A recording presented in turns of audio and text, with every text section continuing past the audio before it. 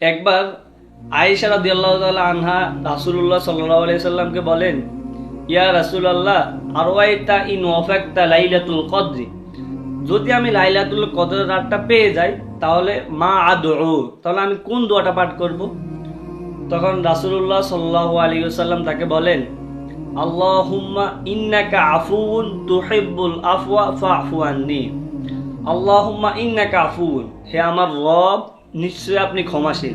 তুহিব্বুল আফওয়া, আপনি ক্ষমা করতে ভালোবাসেন। ফাফু আন্নি, তাই আমাকে আপনি ক্ষমা করে দেন। কত চমৎকার এক প্রার্থনার বাক্য! এর থেকেও কি আরো কোনো সুন্দর ক্ষমার বাক্য হতে পারে? বান্দা যখন নিজের গুনাহের প্রতি অনুতপ্ত হয়ে নিজেকে বিনয়ের সহিত আল্লাহর সামনে উপস্থিত করে, আল্লাহ তার সকল গুনাহ ক্ষমা করে দেয়। আপনি আল্লাহকে বলতে পারেন, বা আমরা আল্লাহকে এভাবেও বলতে পারি যে, আল্লাহ, আমার পাহাড় সমান গুনাহ, কিন্তু আমি আপনার দয়াকে উপেক্ষা করেছি, আমি আপনার রহমতকে ইগনোর করেছি। তুহিব্বুল আফওয়া, এ আমার রব, আপনি ক্ষমা করতে ভালোবাসেন। ফাফু আন্নি, আমি একজন গুনাহগার বান্দা, আপনি আমাকে ক্ষমা করে দেন।